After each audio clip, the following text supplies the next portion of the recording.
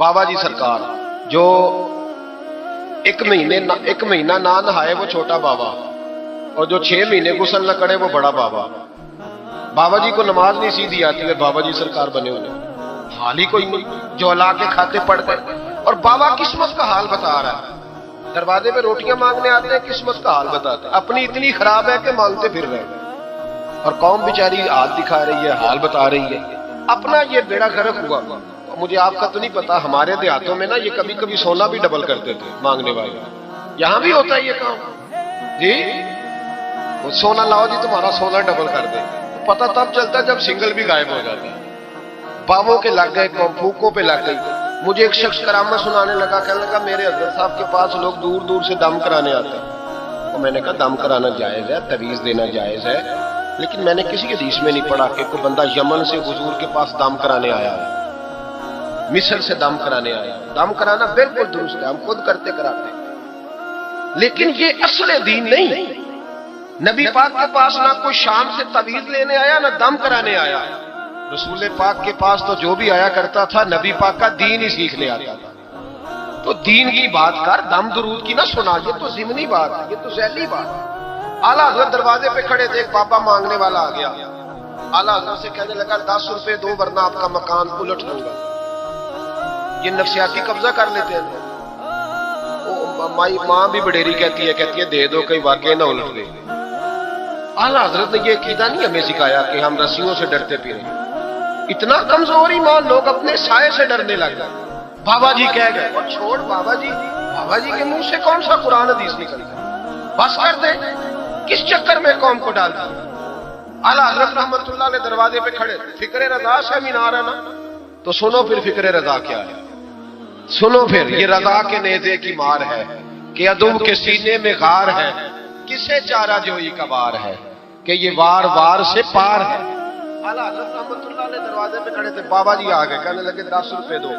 10 रुपए का माना उस जमाने में यही था जो आज 10,000 का माना है। 10,000 मांग लिया, कहने लगा दो नहीं तो मकान उलट दूंगा। आला हज़रत फरमाने लगे तू 10 के 20 मांग, मैं देने को तैयार हूं, पर मकान उलटने वाली बात गैर शरीया, ये वापस ले ले। शरीयत तुझे ये कहने की इजाजत, मेरी बातों की समझ आ रही है आप हजरात को? वो कहने लगा नहीं मैंने उलट देना है। आला हज़रत की वालदा बूढ़ी औरत अंदर से बोली, कहने लगी अहमद रजा दे दो, फकीरों से नहीं उलझते। आला हज़रत फरमाने लगे अम्मा जो सच्चा फकीर हो, मैं तो उसके कदमों में बैठने को तैयार हूं, पैर चूमने को तैयार। हम तो निस्बतों पे मर मिटने वाले लोग, लेकिन बात वो करे जो रसूलुल्लाह की शरीयत इजाजत देती है। जिसकी इजाजत नहीं देती, हम वो बात करने की से इजाजत नहीं देंगे। उसने कहा जी मैंने उलट देना है। इतनी बात हुई तो आला हज़रत के जो शहजादे थे ना, छोटे मुफ्ती आज़म हिंद मौलाना मुस्तफा रज़ा खान साहब, वो मकान की दूसरी छत पर, डबल स्टोरी मकान था, तो ऊपर वाली छत पे खेल रहे थे। उनका पैर फिसला, वो गर्दन के बाल अंदर गिर गए, अंदर से शोर उठ गया, बच्चा गिर गया। बच्चा, वो फकीर भी सीधा हो गया, देखा ना नहीं ना पैसे दिए, तो शहजादे गर्दन के बाल गिरे ऊपर वाली मंजिल से। लेकिन सुनियो, किधर खो गए मैं और आप? मेरे आला हज़रत का अकीदा सुनो।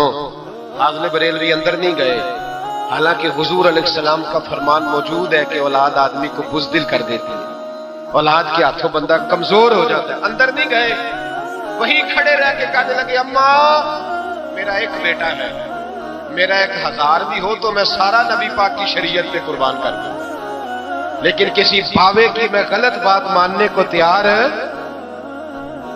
आला हज़रत की जुबान से ये लफ्ज निकले तो साहबजादे उठ के दौड़े आए, कहने लगे अब्बा जी जरा इधर तो देखें, मैं दूसरी मंजिल से गिरा हूं पर मुझे खराश भी कोई नहीं आई, मुझे खराश भी कोई नहीं आई, देखे मेरे कपड़ों को मिट्टी भी नहीं लगी। आपके 2-3 मुरीद खड़े थे, कहने लगे हुजूर ये आपकी करामत है।